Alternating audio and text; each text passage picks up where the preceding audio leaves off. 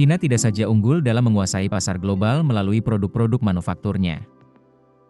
Tapi, negeri tirai bambu ini juga telah menancapkan kukunya di banyak negara miskin dan berkembang melalui fasilitas pinjaman atau utang untuk membiayai proyek-proyek di negara tersebut. Melalui inisiatif sabuk dan jalan yang digulirkan Presiden Cina Xi Jinping pada 2013, Tiongkok telah menebar utang puluhan miliar dolar AS ke banyak negara berkembang. Melalui fasilitas pinjaman itu, Cina bercita-cita membangun jalur sutra modern dengan membangun jalan dan rel kereta yang menyambungkan benua Asia, Afrika, dan Eropa. Laporan terbaru yang dirilis Institut Lowy di Australia menyebutkan, 75 negara miskin kini memiliki utang jatuh tempo kepada Cina senilai total 22 miliar dolar AS yang harus dibayarkan tahun ini. Jumlah ini setara dengan 2/3 utang negara-negara di dunia kepada Cina yang mencapai 35 miliar dolar AS yang jatuh tempo tahun ini. Tingginya jeratan utang ini dikhawatirkan dapat mengganggu stabilitas ekonomi dan sosial di negara-negara tersebut.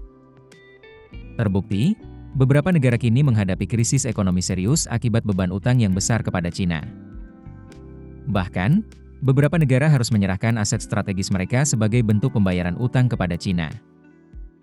Salah satunya adalah Sri Lanka. Negara ini gagal membayar utang pembangunan pelabuhan Hambantota senilai 361 juta US dollar. Akibatnya, Sri Lanka menyerahkan pengelolaan pelabuhan tersebut kepada Cina selama 99 tahun.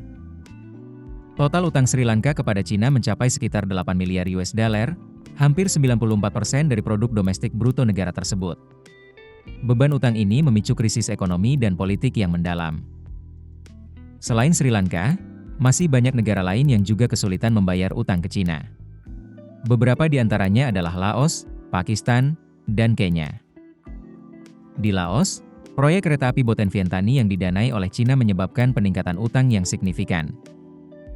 Sementara Pakistan menghadapi beban utang besar dari proyek koridor ekonomi Cina-Pakistan, Cina-Pakistan Economic Corridor. Indonesia juga turut menarik fasilitas pinjaman melalui skema BRI Cina.